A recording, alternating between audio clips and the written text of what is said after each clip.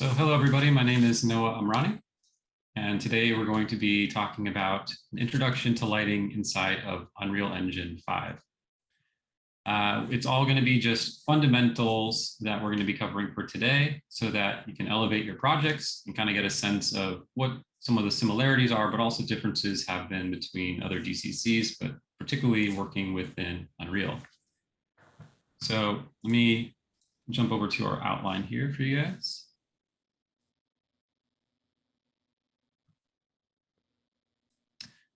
So for our outline today, we'll just be covering lighting terminologies, definitions, talk about rendering and shading terminology.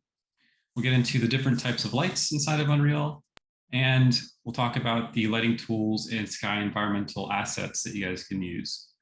We'll use the environment light mixer, so you'll get an introduction to that, as well as the regular light mixer. We'll get into specific lighting properties and what mobility is. Talk about physical lighting units, common lighting properties, and the lighting mobility types.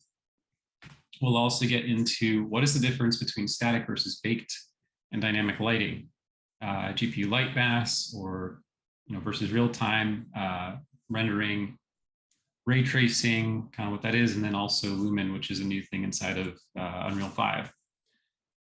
There will be just some basic light mass settings that you guys can be able to use if you want to use them. And then we'll talk about some render settings that you can use to make use of Lumen.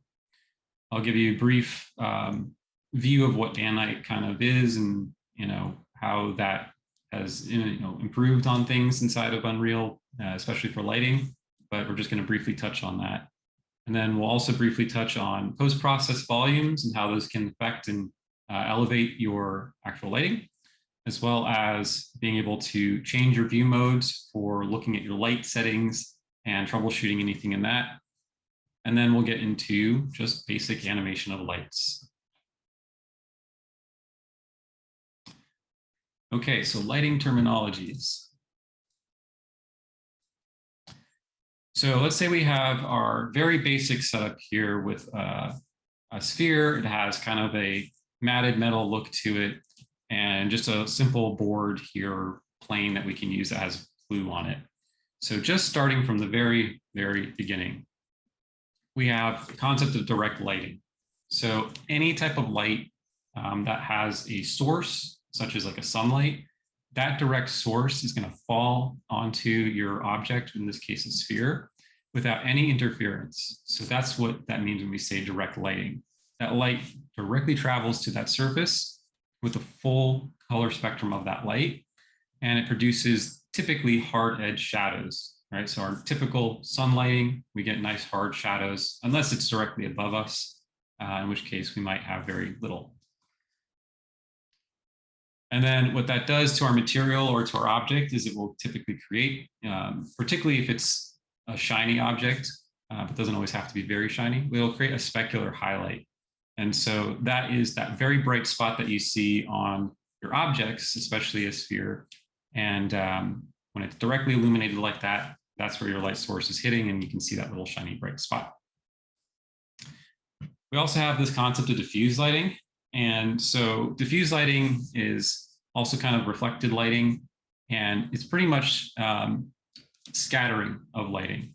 So anytime you have this kind of even amount of lighting that scatters across a surface, that's typically referred to as diffuse lighting. And you can kind of think of it like how clouds will scatter sunlight on kind of a cloudy or rainy day, and lighting will look different. You're not going to have those harsh shadows. So when you're talking about diffuse light, you have something that's kind of obstructing the view usually, and that's causing a bit of that kind of diffusion of the light to scatter the rays more evenly along your object, and there, to kind of reduce a lot of those hard shadows. But in this case, we do have some diffuse that's going across the actual object. That's typically within this part of what we're looking at. And then we also have indirect and bounce light. And so this is lighting that has been reflected by a different surface. It could be a ground, it could be some kind of a plane. In this case, we have this blue plane. And what's happening is when light is hitting that, it is bouncing and scattering off of it. And we are getting that bounce light hitting that right side of the sphere that you see here. So you actually do get some blue bounce light hitting it. And so this amount of light that hits that object does absorb that color, and it does scatter that right onto the other surrounding surfaces.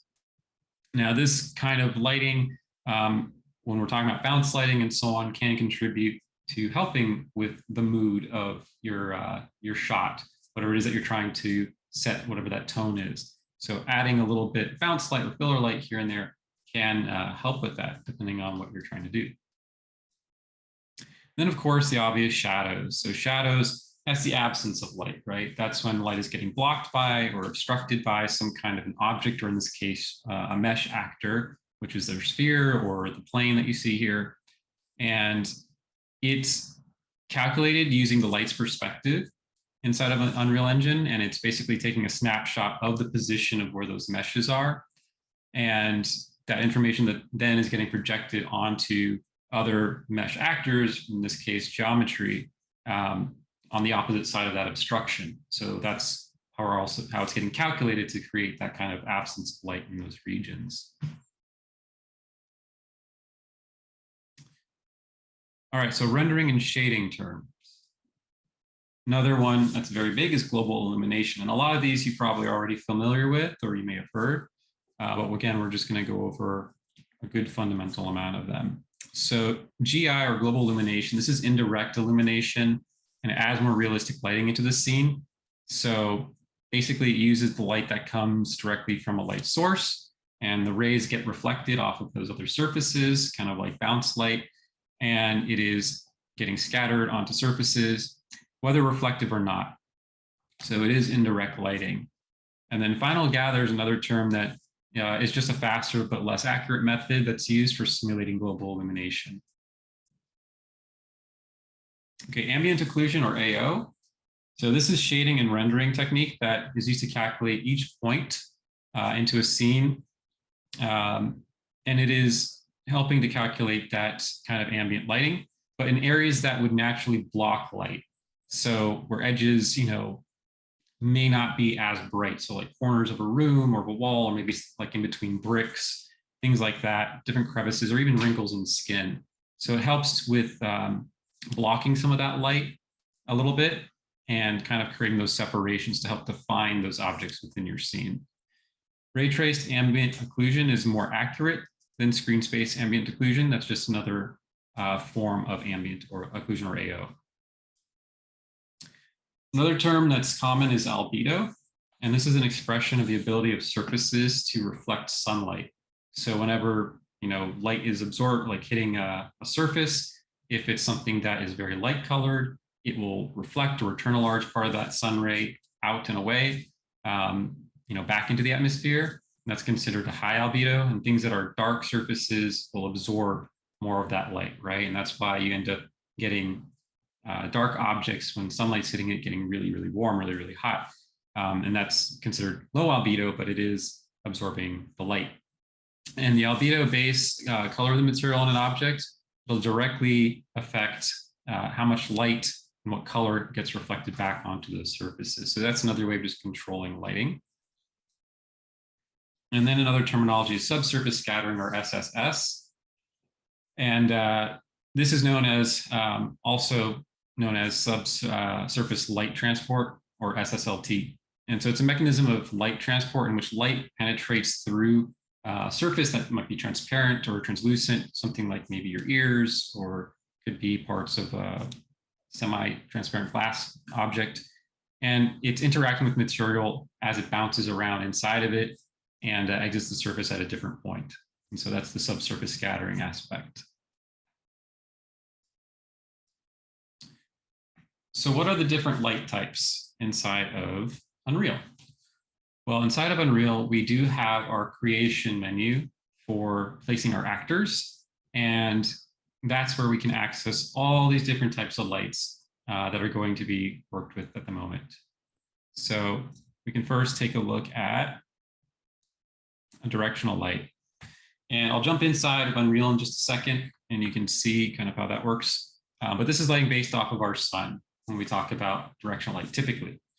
So you're going to have those harsher shadows, and it is primarily going to be affected by angle. So the rotation and direction of that light is what's going to affect it. And the light is not going to be directly affected by translation or positional data. So I'm going to jump here into Unreal, and you guys can download. There's a file, off of Smashcut that we're using. There is a file there for you guys that you can open up, and you can follow along as you wish.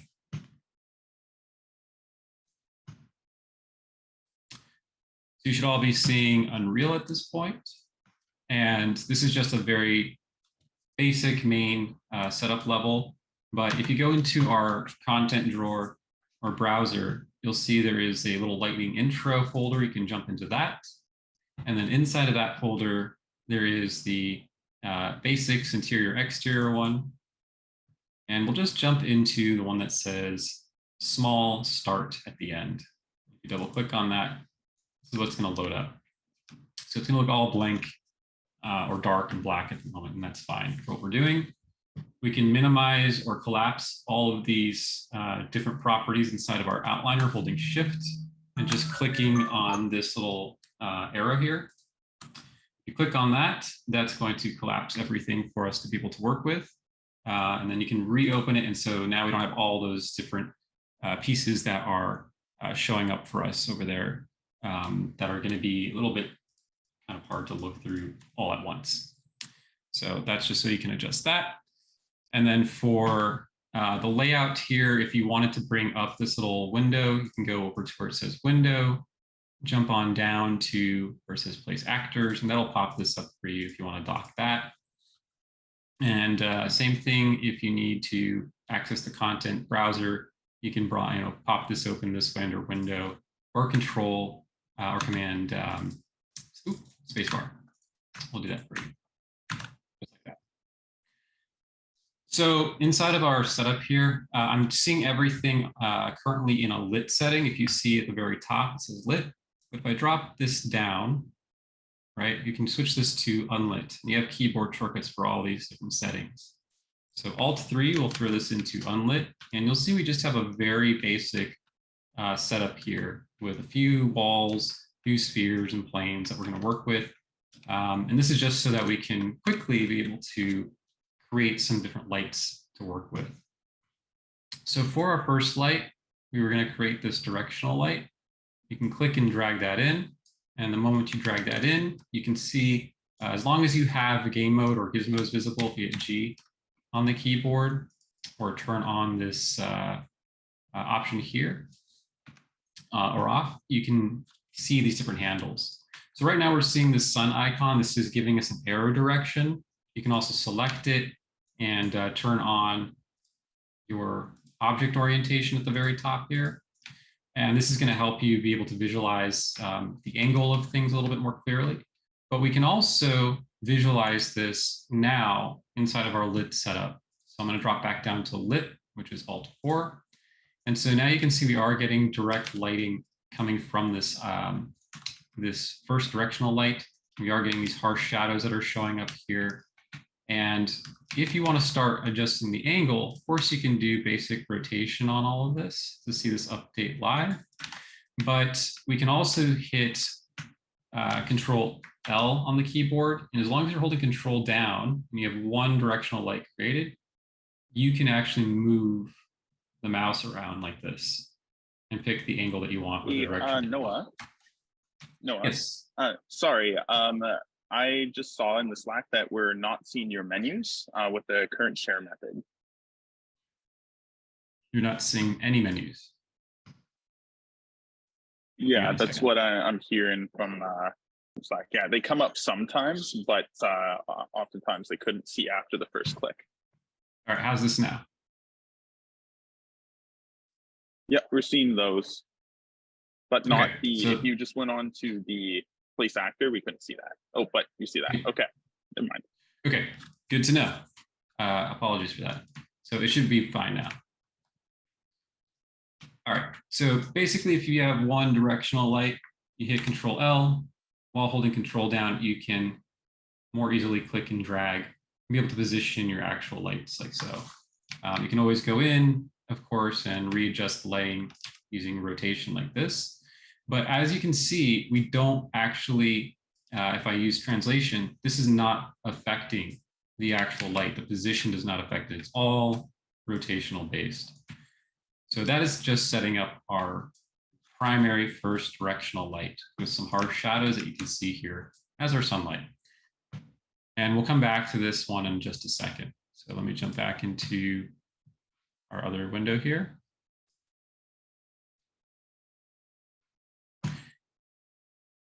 So the next light that we'll be talking about is going to be a point light. And we'll get into the properties of all of these in just a moment. I want to first introduce you to them. We'll get into the property aspects. So point light, this is omnidirectional, meaning it goes out or emits in all different directions from a single source. And it will be affected by translation or positional data. So that will affect it, but the angle or the rotation of this one will not. So basically the opposite of what we were just dealing with. So popping back into Unreal.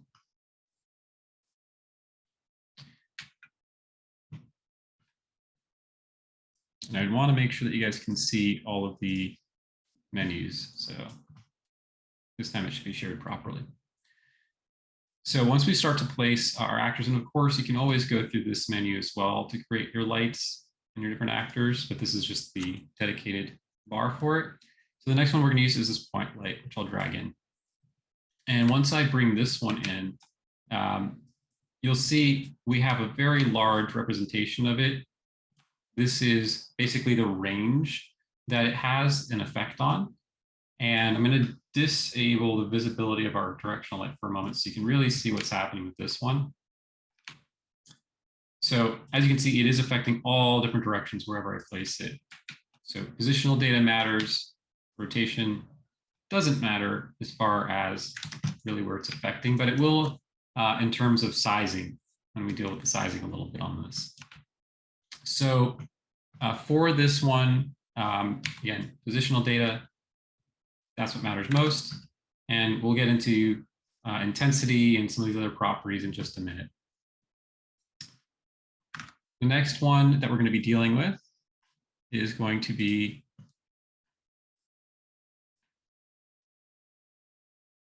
rectangular lighting or rect area light. So this is typically just abbreviated as rect light. It's a planar looking regional shape light that emits light into within what's called a sphere of attenuation.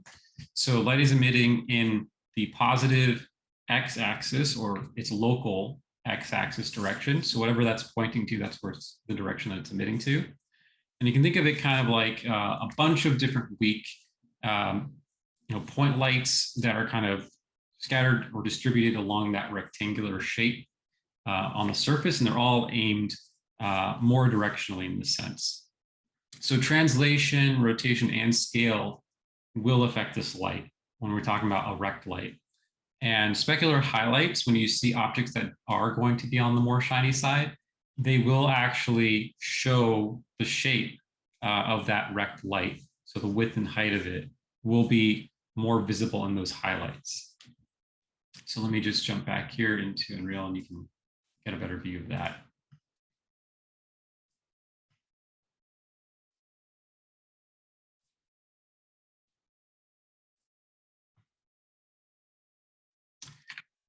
So I'll hide this one. We'll go ahead and create our rect light, just dragging that in. And the moment I drag it in, you can see there is our x-axis. Again, you'll want this to be on your local, not the world settings for this. And we can actually see that it's all planar based, right? Everything is going in this direction to the left, and we don't have any light off on the right-hand side here. We can rotate it and reposition it. And you can see everything's only getting affected down in this direction here. So that's going to be our rect light. And we'll get into adjusting the sizing and scale and some of these properties here in just a second.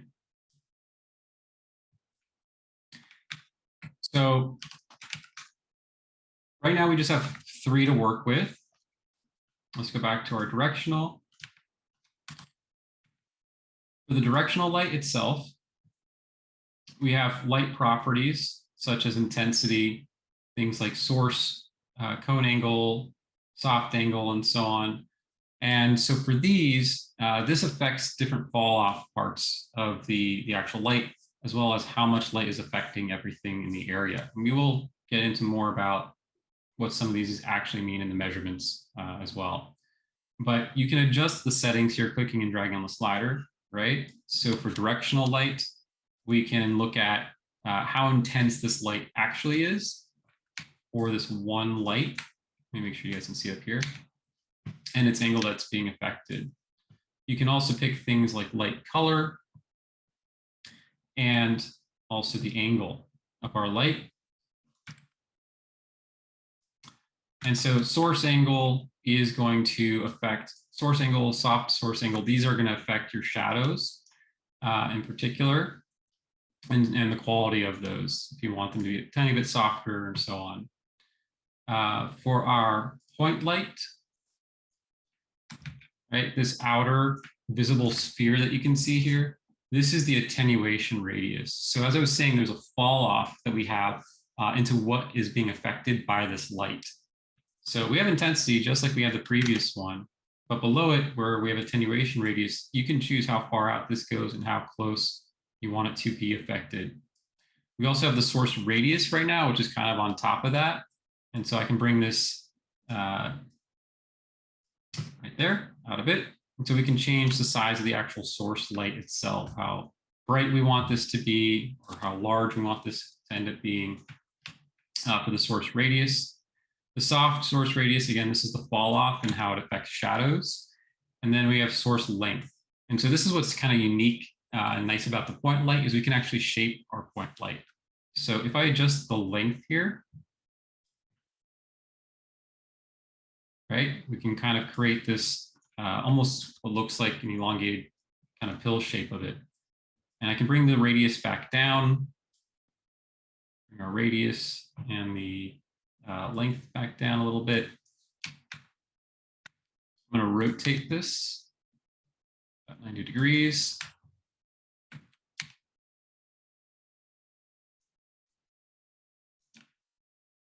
And you can see how we can use this as pretty much what could be like a fluorescent bulb. So this is really great for fluorescent light bulbs if you want to be able to create those. Using a point light and kind of extending out the length of it is a great way for that. Thin it out, just that length on it here. Right, so you can do something like that if you wanted with it. And again, if we wanted to change our fall off on this, we do have the ability to do that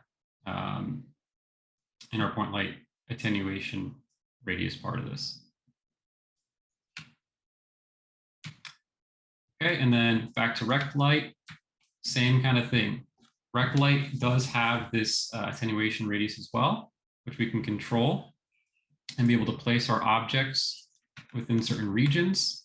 In this case, I'm going to place the light kind of off to the side here. You'll see we have some spheres that we can work with.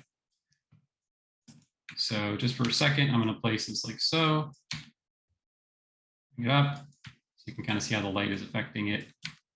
Give it some rotation.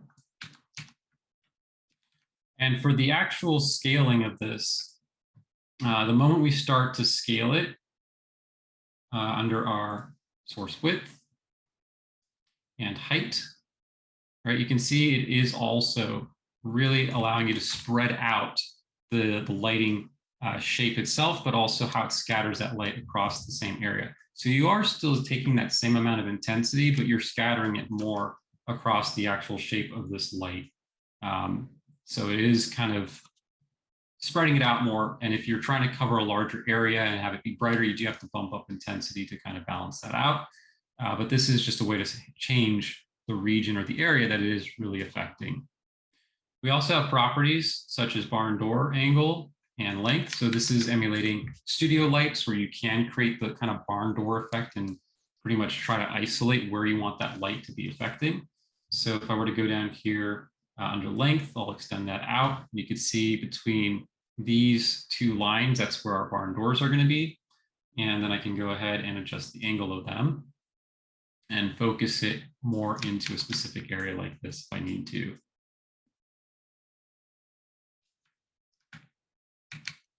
So that's just a little bit about the size of it and the positioning, and then focusing the lighting using those barn doors.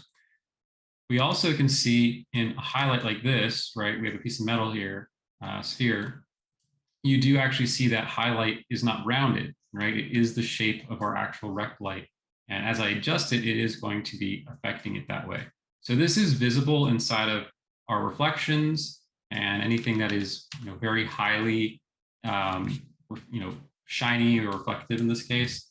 And so we can choose if we actually want that to be visible inside of the actual reflections. You do have options for that in your properties here. So that is just something that you can choose to turn on and off if you want it to be visible for that or not. That is in your properties too. And then we also have other properties here specifically towards the light itself and if it is being affected at this time. So if we want this to be active, you can see it says affect world. That would toggle this on and off. So we know that this light is active or not. And that's, something we can set as keys. Then of course, cast shadows. So at the moment we are casting shadows from the specific light. If there are lights you don't want to have shadows being cast from, maybe you're using them as fillers, you can actually turn off cast shadows. Now we're not getting any shadows from this light. We are getting all the other lighting properties of it. So that is what this is going to allow us to do. And we have that on most of our light settings here as well. All right, so let's talk about a couple other lights and then we'll get more into the light properties too.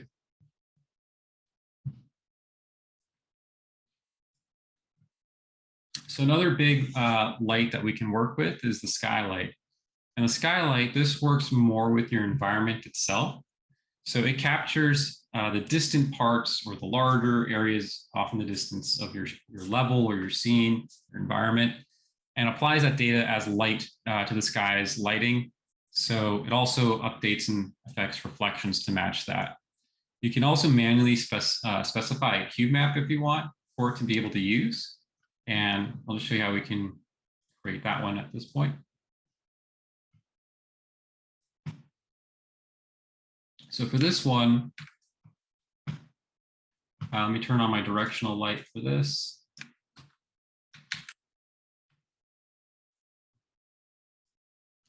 And you'll see inside of our place actors menu, we do have right here, skylight. Just drag that one in. And so depending on the size of your level or your map, you'll be able to see more of the effect. It works really well if you have a lot of different stuff within your scene, but it's a very subtle thing that it does, adding some color to it. If you wanted to pick a cube map, you can go down and say, specify a cube map to actually use. And you may need to make sure that you have your engine content accessible. To do that, you can go into settings inside of your content browser or drawer, and just make sure that you have show engine content turned on, and that'll help reveal some of the presets that you can work with. But you could use something like daylight ambient cube map, and you can see what that's doing right now to our environment here, how it's starting to affect everything. And that's all based off of this cube map that we have that we can work with. So that is basically applying light data on this. You could also use a different one. You can see how that's affecting the lighting here. So if you want something that's already generated, something that might match your environment, you can use that cube map. Otherwise, you can have it get captured and computed inside of Unreal based off of what you actually have that you're working with. And so that's going to be what this is. And then we have our next light. So HDRI backdrop. And this one can be tricky at times to work with, but it is lighting that's calculated using HDRI or high dynamic range imagery. And pretty much those are captured utilizing a camera that is aimed at different directions of your environment when you're filming, usually on set. And that will be set at different exposures to try and capture all the detail that you want to get in an area that's very dark or areas that are very bright. So you're adjusting exposure and combining and stitching those images together, as well as creating pretty much would be a spherical image that you can work with. And it automatically works with the background mesh, such as something like a sky dome or custom geometry. It'll also work with ambient lighting from dynamic skylight or reflections, and ground projection with shadows. So it'll work with all those different aspects, and it's enabled through a plugin inside of your plugin settings. So in Unreal, you should be able to go into your edit plugins and search for HDRI. If it is not active, you can make sure that that is turned on, and that would give you access to this HDRI backdrop. So let me turn off Skylight for a second here. Let's go into HDRI backdrop. There we go. And so this might take a second to calculate. There we go. So this is what it looks like. It's generating this kind of piece of geo that we can work with. It does have a ground, but essentially this is what would be an HDRI image, where you take pictures all different directions, everything gets stitched together, and we're just projecting into this.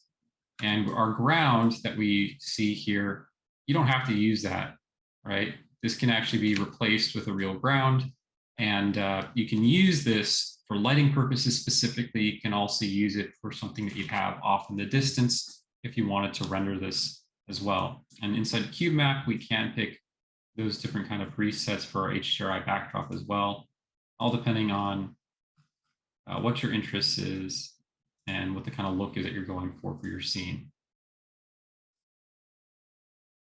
Right, and it does all affect the light of our environment here.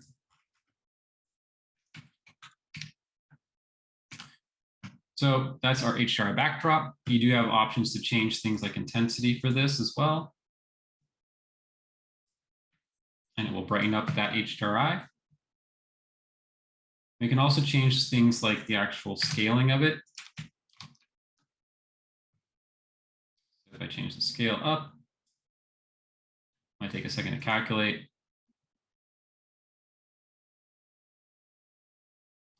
And we can also change it down.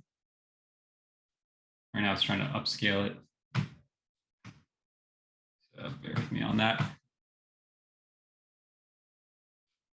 And then if you have your skylight stuff turned on, it can help also calculate lighting based with the HDRI. So that took a second to calculate, very large number there. But you can see we can effectively scale it way down to something much smaller, depending on the size of your scene, if you needed to.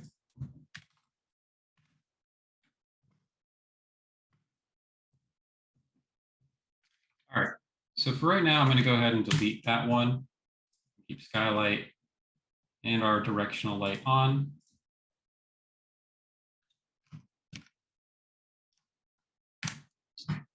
And let's look back inside of our slides here.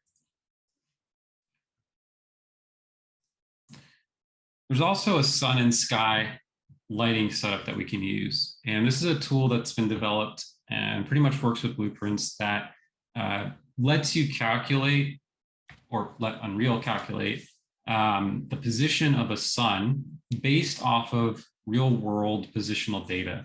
So it's geographically accurate based off of your location, the time and date, and it's enabled through the Sun Position Calculator plugin. So let me show you inside of Unreal. If you go into your plugins again for this, and you look for Sun, right here, Sun Position Calculator, that's turned on, then it will be active for you as an option to select. And so you'll see here, sun and sky, drag this in. It's very bright right now by default. Let me turn off some of these other options to make sure that we just for right now only have sun and sky active. But you'll see there are components to it. There is a compass mesh, which is going to show us directional information. There's the sky atmosphere, which we'll get into talking about, and there's a directional light.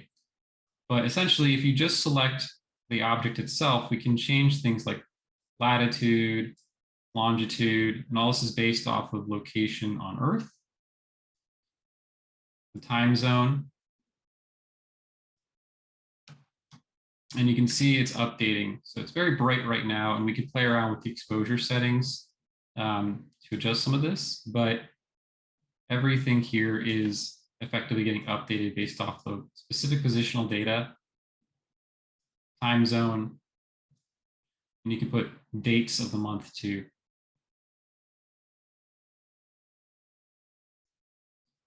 Solar time, so time of day with the sun. So that's just what this is as an additional thing you can work with, but not absolutely necessary. Of course, you can get away with using things like directional light if you want, and a few other settings. This is just one setup that you can work with.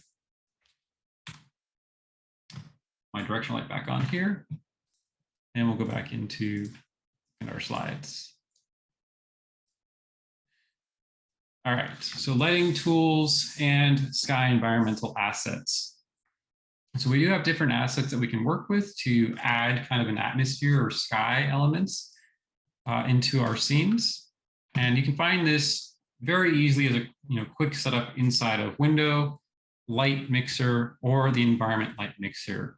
So let's take a look at both of those in just a second. Let's look at the Light Mixer. And the Light Mixer is going to let you do things like muting or soloing and manipulating your lighting more easily. So inside of Unreal,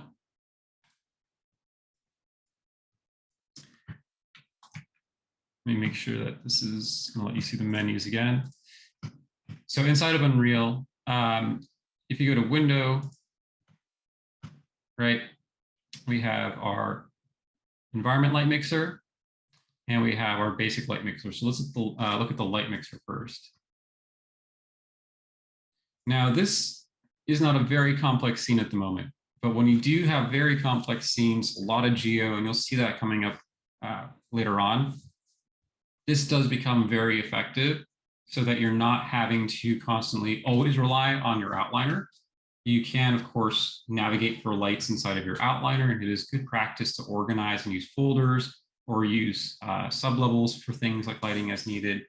But in this case, if you want to target and access these lights really quickly and not also have to filter them out in your menu here, which you can do, you can always filter things and reset them.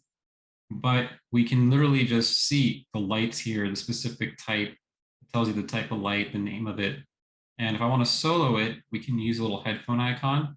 So I can see just how this point light is currently affecting this area, right? Or just how the rectangular light is being affected within our environment. And I can also just turn off specific ones or select their properties really quickly, really easily to go into the details panel. So this is a really good tool for that. And you have access to creating additional basic lights. As you can see, our directional, spot, point, and rectangular lights. So that's for our basic lighting kind of setup in our light mixer. We also do have over here, environment light mixer. And this is what it looks like. So just a tiny little bit about it. Let me show you on our slide. So the environment light mixer, this is, of course, a new opened tab that you just saw, but it's where you can quickly create things like directional lights, skylights, sky atmosphere, which we'll talk about, volumetric cloud, and exponential height fog. And it's great for really quick setups for your environment. And so I'll just show you with a few clicks of some buttons here what you're able to do. So here at the very top, you'll see it says create sky atmosphere. So we can do that with the click of a button. And we're getting properties specific for things like that directional light that we set up initially, and this skylight that we had set up to get all that color information and calculation data from the ends of the level. But also we had just created here sky atmosphere. Hello. And Philip? Sorry about that. Oh, no worries. So we just created the sky atmosphere here, and you'll see it added this kind of blue color with a little bit of a fall off to the edge. So this is really creating that atmospheric element for us to work with. If I scroll down, We can see the properties for inside our environment light mixer, as well as the details panel here on the right. So you do have access to the properties.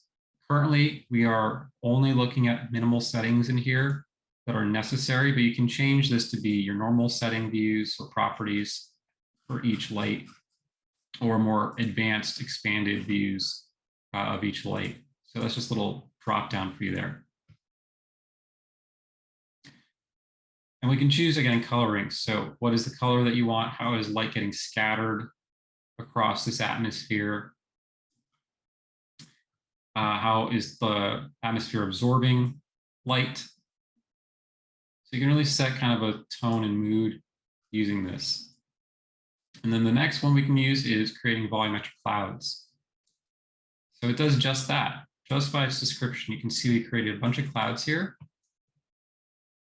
that are visible inside of our sphere or of our level. And they are actually moving. If you look close enough, they are changing. So the volumetric cloud, you can choose kind of what the altitude is of this using your sliders, what the height level is for this, where it basically falls off. You can choose a maximum distance for how far off in the distance this goes. If you look at the horizon there, you can see how that's getting affected. And we can also choose between different materials for this, for the clouds themselves. Of course, these are just fundamental properties here, but you can also dive in further inside of the actual details panel here, as you can see, and pick coloration and so on. So all that is accessible to you here, and then if you want it to be visible or not. And then we can do what's called creating height fog. So I'll go ahead and click create height fog. And so you see, let me minimize this. You see our area near the bottom of where the atmosphere meets the ground, everything off in the distance here, just kind of got met with a similar color. But what this is really doing is it is creating some type of a fog that connects your atmosphere and your ground area. And you can use this volumetrically as well. So currently, our default is not set up as volumetric, but we could choose how dense this fog looks as it goes up into the atmosphere, what that height fall off is. We have coloration of our fog and so on. But if we turn things on, like down here, volumetric fog, and we play with things like the actual density, you'll see this really get into effect when we add more lighting into this. And let me make sure our settings are set up properly here. Start distance. And so this will actually start to fill in more detail. You can really get this to be very foggy within the actual atmosphere that we're working with. And at this point, I would actually switch over to our other file that we're working with, just so you can kind of see everything kind of working a little bit better together. So right now I've been working within the start file. I'm going to jump into the other one that we have for our level. So I'm going to pop this open, go into from start. I'm going to jump into just the one that says small here. I'm not going to save anything in that last one. And so here we have a few more light setups that you can see, but effectively what's happening now that we have a little bit of this light fog, this volumetric fog, we're able to actually see light interacting with it. You can actually see with a few of the lights in here, which we'll get into talking about how these were set up, you can really see the rays coming off of it. And that's because we do have this exponential height fog that we're working with here, and volumetric fog, which we're going to be working with too. But the height fog is really affecting more everything out in the distance for the atmosphere here. So I broke this up for you guys. There's geo, lighting, VFX, and you'll see there was that exponential height fog off in the distance, and you can see how it is interacting with our light when I turn that on and off. And you can see some of the property settings in here for this that were set up. So some of the VFX stuff we will talk about that is typically found in your VFX menu, but you can create it that way. So far we were initially creating stuff using place actors and going into this little light menu, creating a bunch of lights. But for the other stuff that we were just creating, you can find this in visual effects. And this is where we have those things like the sky atmosphere, volumetric fog, exponential height fog, and so on. Or volumetric cloud, that is, not volumetric fog. So that's where these would be found. If you wanted to, find them individually and create them individually, not using our environment light mixer, which we just had here. Of course, using the environment light mixer, you do have the same kind of controls that you can access to enable and disable and so on. You can also only show specifically atmospheric lights to toggle that on and off if you had a bunch of extra lights in here that you wanted to work with. So that's just a few little setups that you can see there. And then because we have our setup over here for the sky, let me turn this on here. So for the sun directional light here, once we have that set up and we have our sky atmosphere set up, you can see our sun is coming through the sky atmosphere here based on the directional light that we're working with. So if I did go in and try to change our directional light's angle,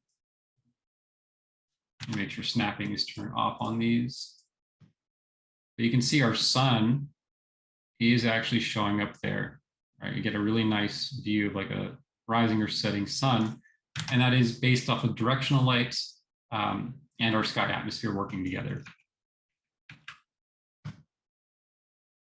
Okay, let's take a look back at our slides.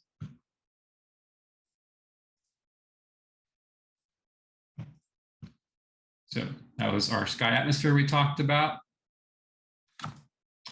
The volumetric cloud, so real-time cloud rendering, and exponential height fog that we were talking about. So height-based distant fog system with smooth transitions between fog density. And you can also, as I mentioned, turn on that volumetric fog component so that you can have light get scattered. And that was that example. So lighting properties and mobility. So when we talk about lights, there are physical based lighting units that we work with. And so directional lights, for example, they actually work with what are called lux, and it's abbreviated as LX. And that's all based off of our sun. So it is expressed in what's called direct normal illuminance, again, or lux, and it represents the illuminance that is produced on the Earth's surface when light is hitting it directly by the surface of the sun, hitting the surface of Earth. And the total amount of light that's falling onto the surface is what that is being represented as when we talk about illuminance. So the amount of light that falls onto the surface. For luminance, that's the amount of light that gets reflected off of a surface that is being illuminated. So a couple different terminologies there between illuminance and luminance.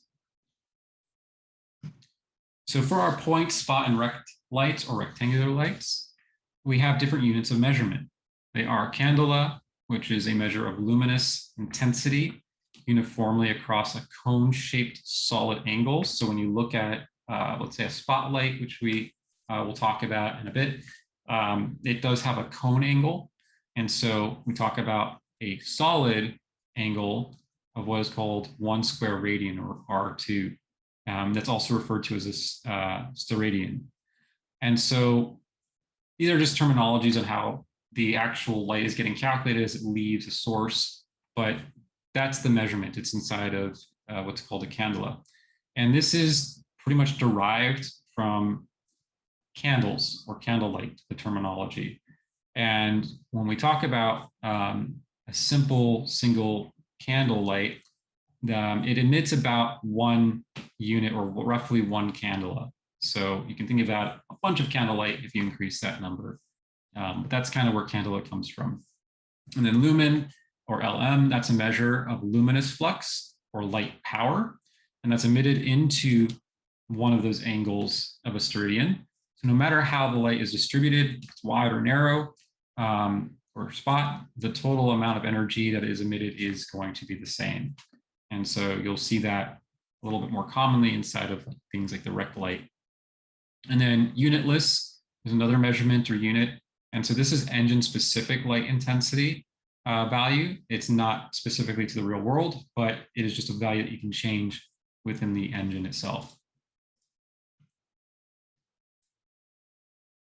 So, and we talk about conversions. 1 CD or candela is equivalent to 625 unitless inside of Unreal. And then 1 candela is also equivalent to 1 luminance, and this is where the math hits it, divided by a steradian. And you do have an example where if you're trying to replicate like a 100-watt bulb, that's about 1600 lumens if we're talking about what that would equate inside of a measurement for lumens. Note that when intensity of light is defined in candelas, it is unaffected by its cone angle. Otherwise, when light intensity is defined in lumens, it is based off of its luminance power, applying only to that cone angle, that solid angle in steradians. So that's just more getting into the science of it that you can look into later. And so we did talk a little bit about this common light properties for intensity and light, color, and so on. And we'll get right into all of that in just a moment, but we'll take our break at this time because we are at about a little about 55 minutes in. So we'll take our 10-minute break. When we come back, we'll get into more about the light properties and starting to apply them. All right, Noah, thank you. Sure.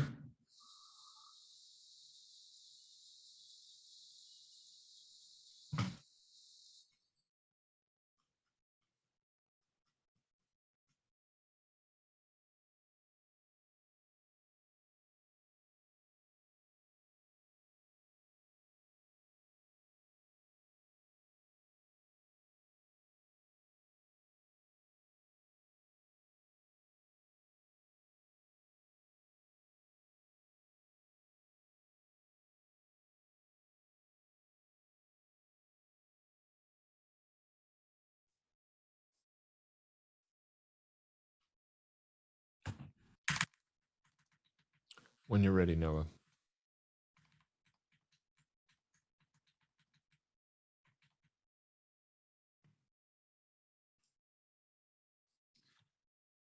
All right, so welcome back, everybody. Just to restate real quickly back on lighting properties and mobility, I just want you to see that you do have a little link here if you needed to check out more information about physical lighting units and so on, you can go there. So there will be some links scattered here and there throughout the actual PowerPoint for you guys. So just wanted you to be aware of that. All right, so on lighting, properties and mobility. So we talked about intensity. So you do have the ability to change the total amount of energy that that light is outputting, and that's going to affect the brightness of that light and how it's affecting things like your objects and the environment. And then of course, light color, when you want to actually try to give a certain mood or try to replicate maybe more of a warmer tone of a sunlight, you can specifically pick those colors inside of the engine as well. So let me go back into Unreal here for just a sec and show you in some of the properties here.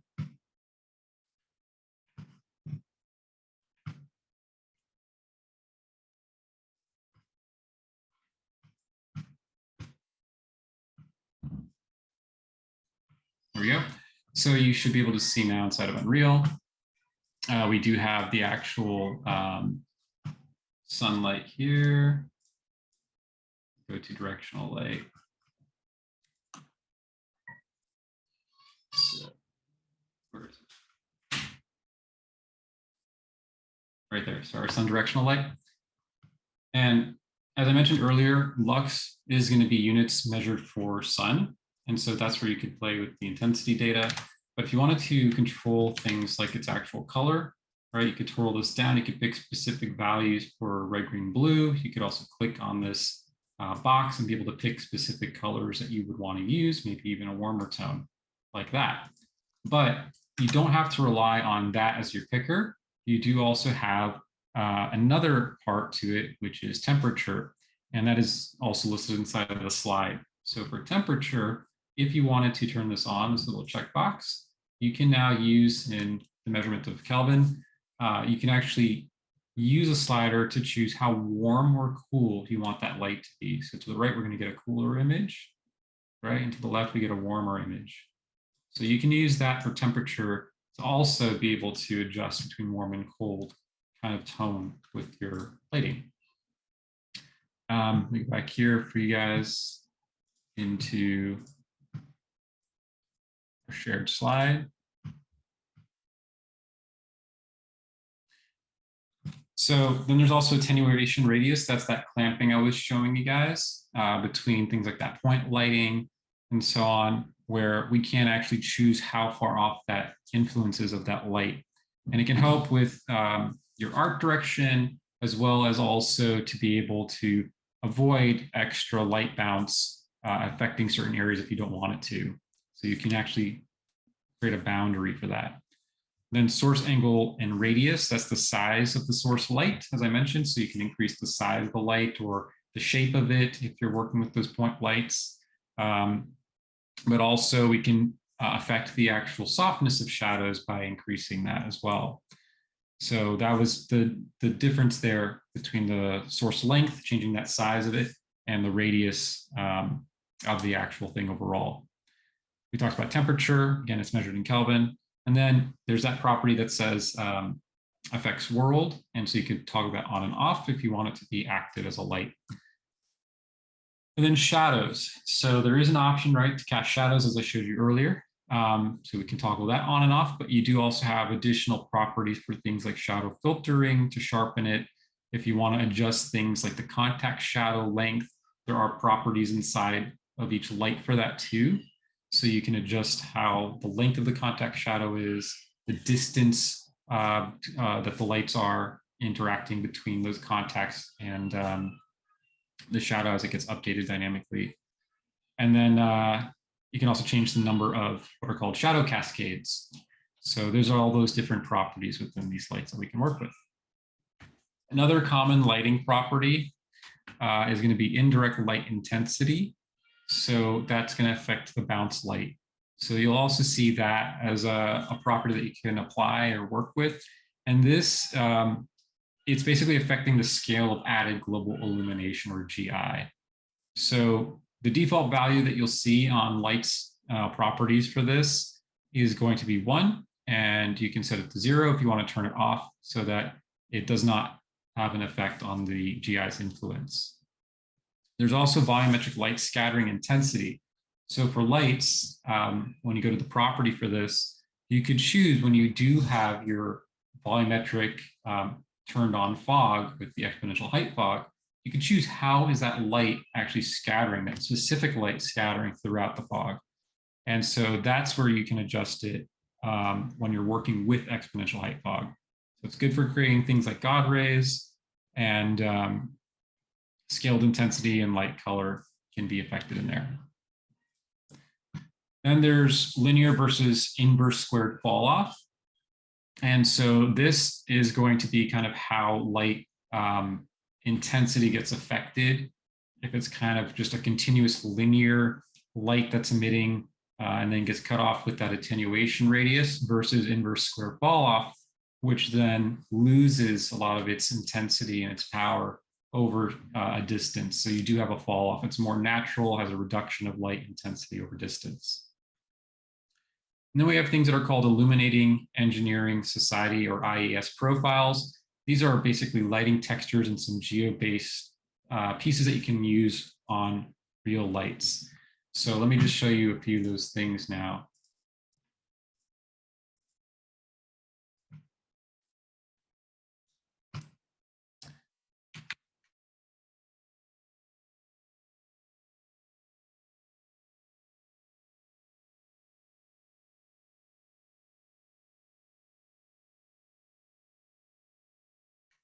So inside of this example, so far we talked about of the main ones, directional and some rectangular and point lights. We didn't get into spot yet, but with spotlighting, if you do select the actual spotlight, I do want you to see there is an inner cone angle, and this is a light that can be created using our spotlight option here. If you were to just drag it in, there's your spotlight itself. And we do have that inner, basically what would be like the penumbra and umbra. There's different parts within the actual build of the actual light itself, but we can adjust, again, intensity of that light. You do have that fall off. We can pick color, the attenuation radius we can use, and there's that inner cone angle and the outer cone angle. So the inner one is really, if we want to focus that lighting within a specific region of intensity, we can. As well as clamping it with that outer cone angle here. So we can have really sharp edged spotlights, or we can soften it out like so using the outer cone angle. And source radius, this can also affect between that and the soft radius, your shadow quality.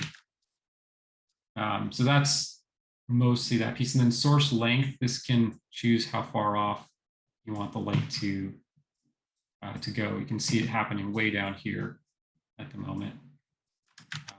Kind of on the radius aspect and the source length. You can also scale it visually if you wanted to, but those are just a few of the properties. So currently I have a setup in here for us. And just so you can see, this kind of light looks different than the light that we have in here because we're actually working with a profile. And that's one of those IES profiles.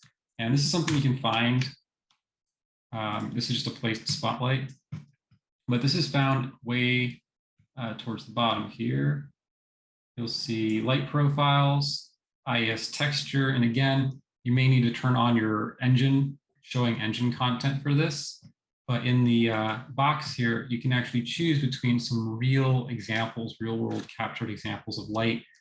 You'll notice when I select this, we do have a little bit of geo that's visible in this too. This is one that's called narrow. You can use a more complex one. And so that's emulating a different kind of light or lamp. Same with this one, 90-degree angle, 180-degree angles, and so on. So this is just different profiles that you can use if you wanted for trying to recreate some type of a natural light with a spotlight. Again, it is a little bit of geo and texture based for that. And then for our spotlight,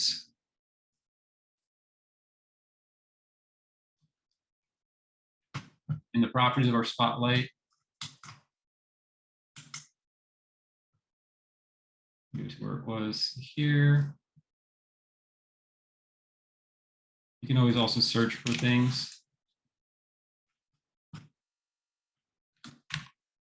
Right, so if you search for inverse square fall off under the advanced parts of our light, you can choose if you want that on or off. And depending on if you have it on, sometimes it does glitch out a little bit, but you could choose how that does get affected. It's going to actually have that fall off or not. But when you do this, you sometimes have to recalculate your lighting itself. All right, let me go back into slideshow here. Light mobility types. So when we look at each of our different lights themselves, we have different types of light properties that are affecting things like static, or if it's baked versus something that's stationary or something that's movable. So when we talk about static, this is lighting that is baked, meaning it is saved out onto it's direct lighting, like coming from like the sunlight and so on. It's baked directly onto texture maps essentially, and on your geo. And so this is considered to be low in processing power. So anytime you're baking out your lights, it is for performance optimization. It's usually used for game engine work or gameplay work, that is. And so you can have high performance, but in terms of like gameplay and processing, but it doesn't use a whole lot of processing power because everything's been calculated and baked beforehand. And then we have stationary lights. These are lights, you can kind of think about these a little bit like kind of a hybrid between static and movable, which we'll talk about in a second. But this is also baked in direct lighting. And you do have high quality direct lighting and shadows, and you're limited to a maximum of 4 lights that can overlap when you're using these types of lights. The highest quality in terms of the quality that you would get image-wise with having a medium performance hit. And you can combine static and stationary to work together. And then we have movable. Movable is fully dynamic lighting that you can move around. And this is going to be light and shadows that are fully dynamic and get updated based off of that property of the light being movable. It is also going to be the highest, in terms of processing and performance cost, but you're also going to get some really nice results out of it too.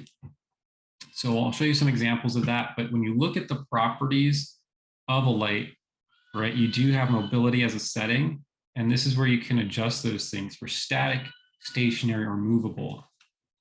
So let's take a look at that inside of Unreal. So in Unreal, if we look at some of our lights that we have here to work with, let me go ahead and minimize those. So back into lighting, let's look at, for example, our spotlights. And we have this one right here. This is just creating for us that bounce light I was telling you about earlier. You have light hitting our surface here of the blue plane, and it is actually creating this bounce light hitting that. And so the stuff that we're seeing right now, by default, this is typically going to be working in Unreal Engine 5 using Lumen, which we'll talk about in a second. But right now we're just previewing everything for the most part. And if I were to take this specific light, I could choose to keep this one as, if we look at its properties here, it is movable, right? So I can keep this one movable for the example so you can see how that's going to be updating. But for example, let's look at this one. This is our accent light for our lamp. And this is just a simple point light that's been placed in here. But you can already see it is movable, but we actually have light that's still visible in here. And the reason for that is this is light that was baked. So if we wanted to update this, I can move this light here. We can say this is now going to become a static light. And I can go into our build menu here, and we can actually bake this out. So you'll see we have different types of lighting quality settings. Default is going to be under preview, but I can throw this over to something like higher quality, production quality for calculating nicer maps on this. And we can say, let's build the lighting only for right now. And there's a keyboard shortcut for that, Control-Shift-, and this will calculate for a moment. It is going to utilize something called the Swarm agent, which is what this is. And you can actually see light getting built inside of the Swarm agent. It'll tell you at which stage it's at. So it is processing and calculating. You'll also have a little bar at the bottom here that will say building light and a percentage for that. So I'll go ahead and close out of this, let it finish for a moment. And so when this is done, again, we are working at the moment between static, stationary, movable. Typically, you want to keep this between static and stationary when you're working with baking these things. But you'll see it should update here for us. There we go. So that's where it baked it, right? It got rid of that light that was here that had been baked. And if I move it now, you'll see that light has been baked onto our geo here. So this is a way that if you want to optimize your scene, you can actually bake it. This is an older method approach for optimization, just to be able to set stuff like that. Again, I am currently in the viewer moving this light, but it is considered a static light, and it's something that at runtime does not get moved. Stationary does have the ability to be slightly moved, but movable is fully dynamic. So it literally will act like the spotlight here. Anywhere I move it, it is updating the position of the light. It is updating the global illumination, how light is bouncing and reflecting off of everything, which we're not really getting at the moment here. Now, part of this is because of the properties, the settings inside of our project. So if I were to go, let me just undo that position of the light again, get it back to where it was, around here. So if I went and said, I'm going to make this light movable again, and I want to adjust my settings in my preferences, I can actually, sorry, my project settings, I can actually adjust the rendering that we're using. And we can change it to something that's going to be like Lumen, which is going to be a newer thing to work with. But before we jump into talking about Lumen, I do want you to see where you can find some of the settings for dealing with baking things. And I want to go through a couple more slides with you guys. If you're hearing crying in the background, I apologize. They have twin toddlers that are just waking up, and it might be a little bit loud, so I apologize for that. So on the slide here, static, baked versus dynamic. So again, real-time dynamic movable lighting, which is what I was just showing you. It's updated each frame. It's fully dynamic and can be moved around and modified at the runtime. Unreal can use, as I mentioned, both static and dynamic lighting together. Ray tracing is another method with lighting where it's basically casting rays out from the point of the camera's view. It's tracing its path as it bounces around objects within your scene. And when it reaches that light source, it starts collecting and depositing color as it goes. It mimics other physical behaviors of light rays and delivers more photorealistic results with soft, detailed shadows, AO, which is ambient occlusion, accurate refractions and reflections. So real time, no baking needed. Global illumination, or GI, is updated when all the lights are set to movable, as I showed you. And if they are animated, then the GI updates on the fly. So just note that some aspects of ray tracing is taken into account with Lumen, such as reflections and shadowing when needed. And then let's go forward. So GPU light mask, or GPU-LM, baked lighting is what we were just talking about. So is higher quality indirect lighting. It is a solution that pre-computes complex interactions from lights, which have their mobility set to static or stationary, and it stores that data in what are called light maps. And light maps are basically UV-based texture maps. They're generated with calculated and baked lighting, like you just saw, how it was baking the light right here on to the geo a second ago. And then it's placed back onto geo once it bakes it onto that image map. It cannot be altered at runtime. So when you bake this, it is set for your runtime animation and so on. But it does require the least amount of processing, as I mentioned earlier. And it is efficient for performance at runtime. So Lumen, what is Lumen? Well, Lumen is Unreal Engine 5's fully dynamic and new global illumination and reflection system. And that is designed for next generation consoles. It is the default global illumination and reflection system that you work with. And it renders and diffuse interreflections with infinite amount of bounces and indirect specular reflections in large, detailed environments at scales ranging from millimeters to kilometers. And there's no need to deal now with that light map baking or light map UVs. It is driven by light properties, material, things like albedo, roughness, and exposure.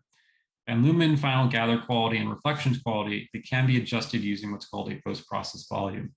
And currently it cannot be used, but there's current reflection limits about it.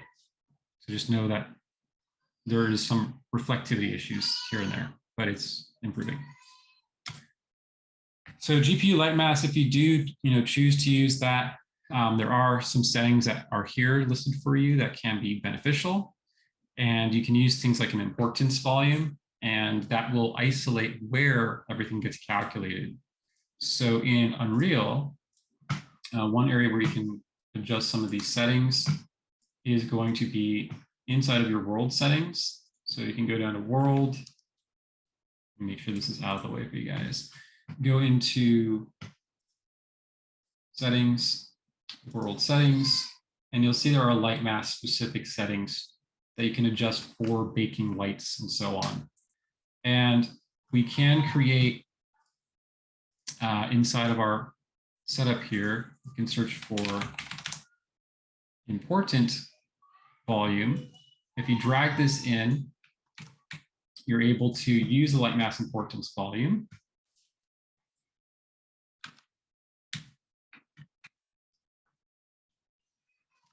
Why it's not letting me grab it at the moment. But this will actually let you be able to set the, there we go. This will let you be able to set the range of where you want everything to be calculated. So this is really beneficial if you do decide to use baked lighting on isolating it to a specific area that you're working with. If you know that in a level or a map, you're only dealing with lighting within a certain small region, and everything beyond that region, you don't need to calculate all the lighting for it.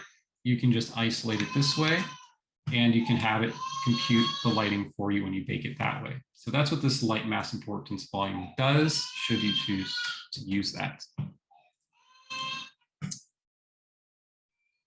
All right, so inside of your render engine settings, we do have this option here for when you go to edit and all the way down to project settings, you can search for these things like global illumination, and you can turn on and make sure that the method that is set is lumen.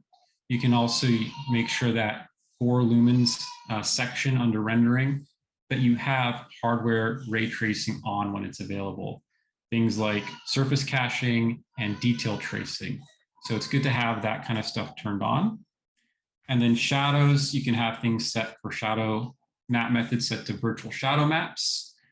Hardware ray tracing, this will be turned on if you want to have nice ray tracing, ray trace shadows. And then there are default settings for things like anti-aliasing methods, TAA or TSR, that stands for temporal anti-aliasing, and temporal super resolution. And that deals with primarily how your edges look as it calculates things, trying to clean up those edges so they're not as jagged.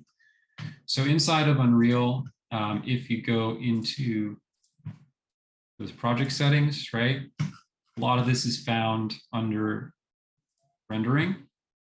And you'll be able to see, if I scroll down, right, so dynamic global illumination, by default, yours is probably set to lumen.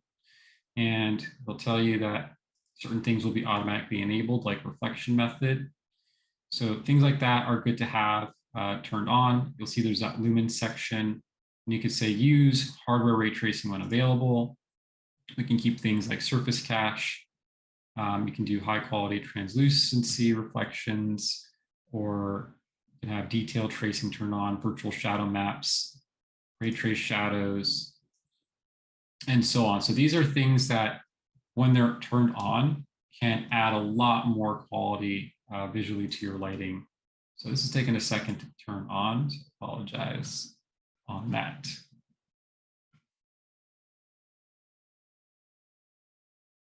Okay, so it's turned on. And then here you can see we can turn other things on like motion blur if we wanted to, anti-aliasing method, temporal super resolution, or TSR, and you can switch between those. They're just different ways of calculating your anti-aliasing and so on. So I just turn that on, and you can already see, again, we have our lights now that are interacting. We don't have anything baked, right? And we're having really nice interaction here with global illumination. We also have over here that bounce light that's hitting right on the edge there. So that's what's really nice about Lumen, being able to do all this in real time. You don't have to bake anything out unnecessarily. So back into our PowerPoint. We can talk about Nanite and virtual shadow maps. And with Nanite, this is another new feature inside of Unreal. Again, I'm just briefly going to show you that.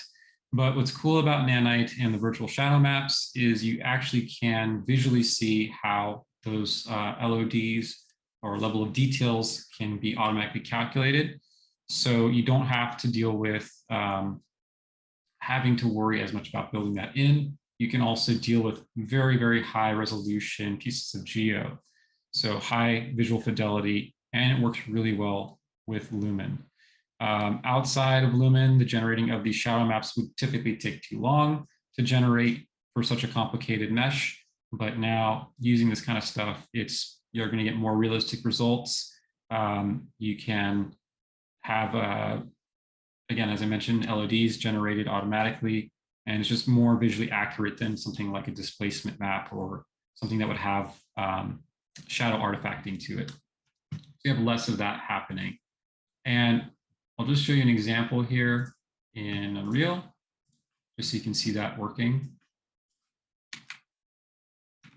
So let's say you have an object and you go to the properties for it. You have options for Nanite. You can enable it on the object itself so that it works. And once it's enabled, you can actually go and see in your lighting drop down here, we have things for Nanite specifically for visualization. And we can look at things like triangles. And so for this, if I go in really close to a piece of geo like this one, you can see how it's updating and breaking everything down in real time into smaller triangles. But the further away I get, it's adjusting and changing that LOD. And we're getting larger, more, fewer triangles. So we're losing detail as we get further away, but it maintains quality overall visually from what we see. So you can do it that way. You can also see how it clusters everything and breaks it up into sections to calculate it. So these are just visual ways of seeing it in effect for visualization. I'm going to go back to lit for this now. So that's just for Nanite, just so you guys are aware of that kind of stuff.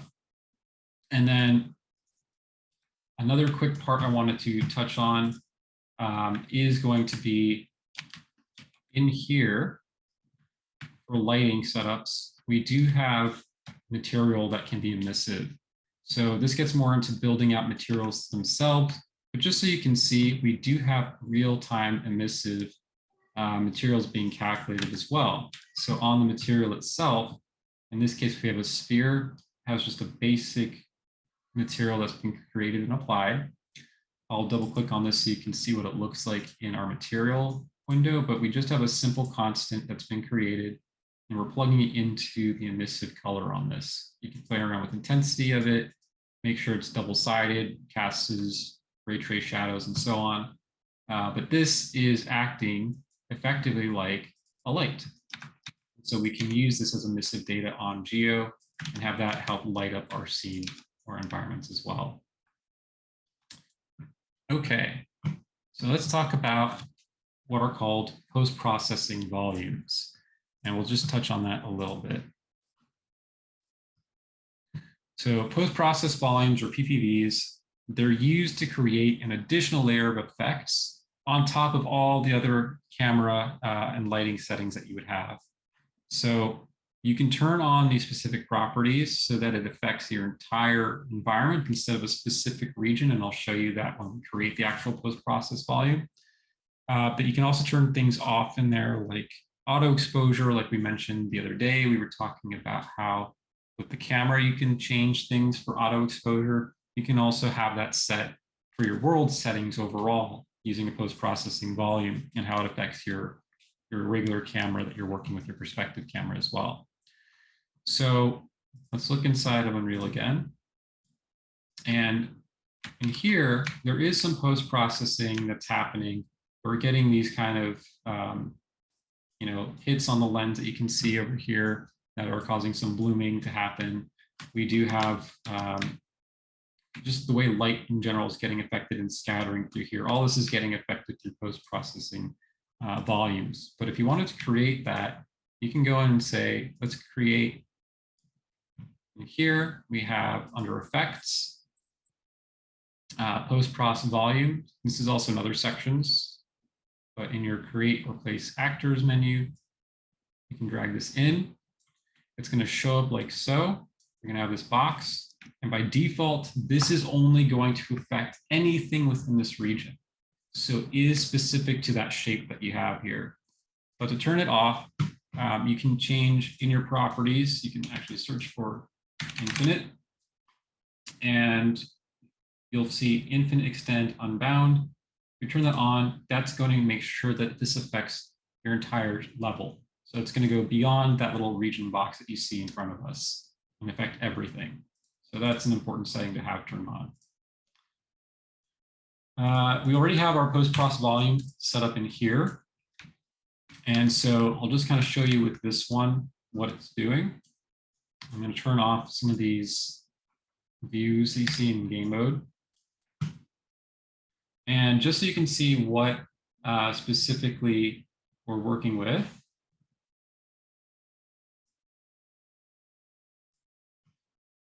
Okay, you'll see we have here bloom, for example. You can turn this on. So for bloom under your lens settings, you can choose what type of blooming you want to have. In this case, I chose convolution. And if I turn this off, intensity, you can see we're not getting any light blooming happening inside of here, right? From the sun, from any of these other source lights that we're working with. But if you turn this on and give it an intensity value, suddenly now we are getting light blooming and these lens flares hitting our lens. And so that's going to up some of your quality. Again, this also works really nicely when you're dealing with volumetric fog on this. So bloom is one of those options that we can work with. We can also look at exposure. So if you set your exposure over here to metering mode manual, by default, it's going to be set over here to an auto exposure histogram. So that means anytime you're going into darker areas, it's going to auto expose to make that visible.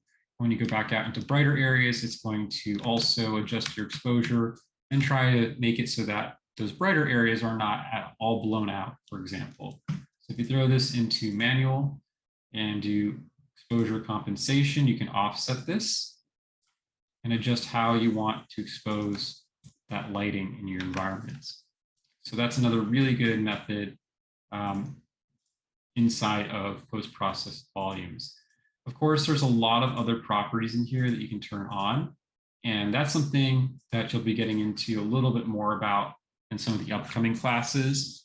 So I don't want to go too much into that, but you can even see that you can override global illumination and choose that method in here if you wanted to use lumen or something else, and even control specific properties of global illumination.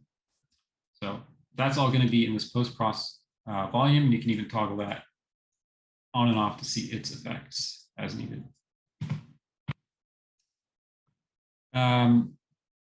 So that's that part. There's also AO, ambient occlusion, if you want that. And yeah, so let me go back into PowerPoint. And you'll see there, those are some of those settings I just mentioned.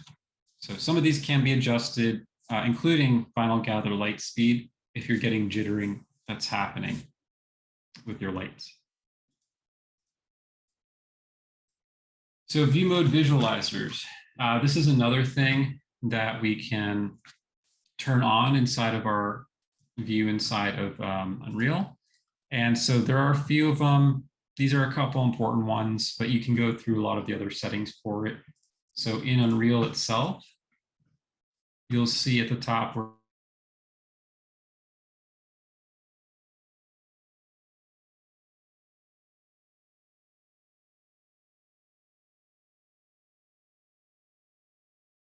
where it says lit. We can switch between with the lights that are overlapping. This is something that's very beneficial, especially when you're dealing with things like for baking.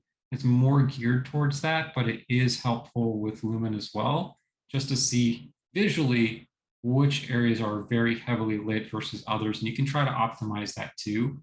But you'll see anything that's where it says extremely bad, that's getting really towards a lot of white. You have a lot of lights overlapping and it's getting very complex over there. And then other areas that we can see, and you can see it's updating based off of where I'm viewing. These numbers are appearing here, letters, I mean. And so that's just showing you like where some of this is falling within what I'm viewing, where my crosshair is. So this area here is falling more on top of that range, right? And then over here we have a little bit better lighting setup. So that's just the complexity view of this. We can also look at the density. So when we deal with light maps, we can see the density settings of that. So there's all these different optimization views that you can look through if you're dealing with baked, primarily baked setups, but not always necessary. And back into our PowerPoint. All right, so the fun part, animating lights. And so for this, obviously you can set up light properties inside of Sequencer, and you can actually animate them. You can do things like intensity, color, positional data, and so on. And so over here, I just wanted to show you a few of the other map setups that we have so that you can also be able to experiment with this as well as your own projects. So in Unreal itself, we go back into lighting intro, interior exterior. There was an actual setup here for large basic interior exterior. So the reason we stuck to the smaller one was just for processing reasons, but you can actually go into this. This is that interior exterior. This is a little bit more complex. That shows a few more lighting setups, similar, just more detail. You can see up here we have a few more actual pieces of emissive light setups on materials. So if I were to turn off all our lighting, you'll see the texture-based and material-based emissive texture still showing up here. And similar setup for bounce light and so on. And then another common lighting setup is 3-point lighting. So I didn't get into doing a diagram for that, but there is 3-point lighting setups that are typically used to light your subject. So you usually would have your main source light that's usually coming from the front or at an angle.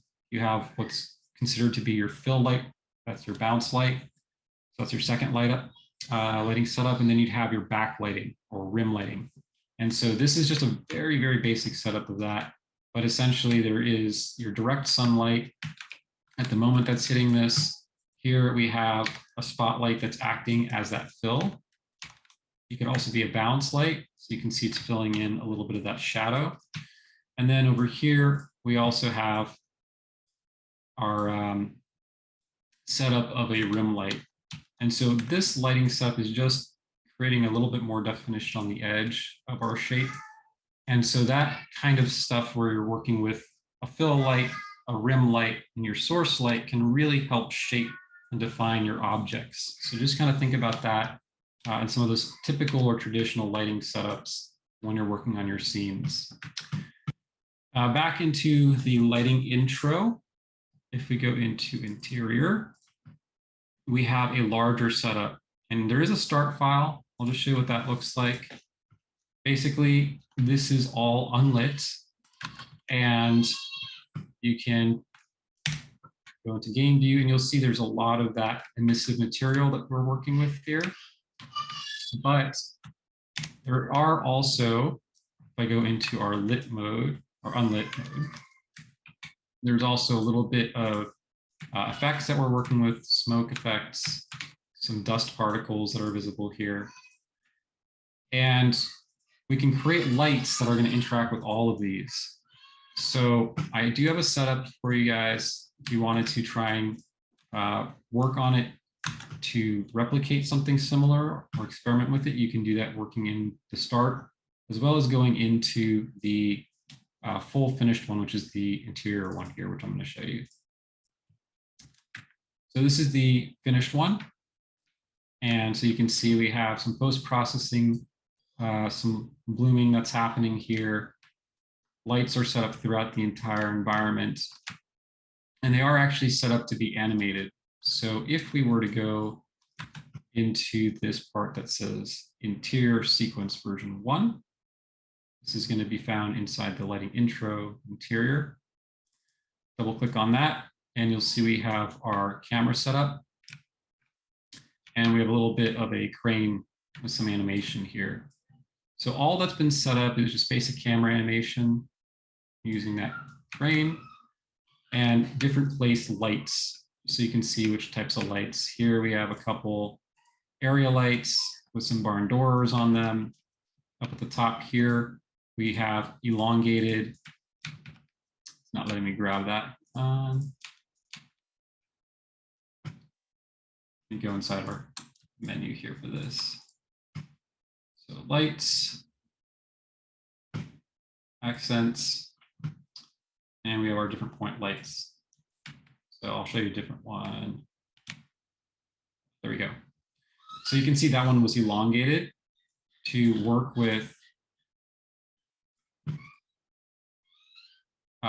this kind of fluorescent bulb. And it has a light color that's going a little bit more towards a green tone, which fluorescent lighting typically does. So you can set up those different types of lights for that. You can even set some area lights up top, create some nice interesting shadow like you're seeing up at the top here. There's even some area lights that can be used down at the bottom to enhance the emissive lighting. And you can also put some spots. There's volumetric fog with exponential height fog turned on. And then all these different lights that we want to animate can just be dragged into Sequencer like you see here. And their properties can be animated for intensity, position, light color, all that gets animated. And let me just go ahead and pick our camera so you can see an example of that being worked, right? So some flickering between lighting. There's a very slow glow happening between some of the stuff on the edges here or in the distance. So you can create some establishing shots and have all that kind of stuff working together with Sequencer. So that's a bit in dealing with basic animation with these lights. Again, any properties that you see here that have a little diamond with a plus next to it, that's stuff that you can all animate. The radius, right? How the temperature gets affected on the tone, all that can be brought in, animated. And even just with some of these for the intensity data, right? You can even see in the curve editor what that's doing, and you can loop it. All this is being, let me maximize this for you guys.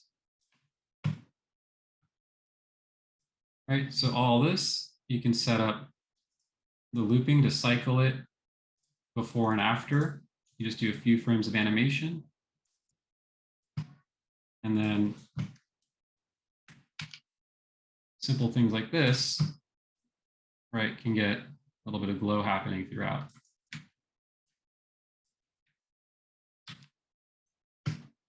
So that's a big and brief overview of basic lighting inside of Unreal and being able to do everything from using those basic light setups and being able to eventually animate them. Again, Lumen is a very big new feature that's really working well within Unreal Engine 5 and allowing for a lot of this nice natural lighting that you guys can see.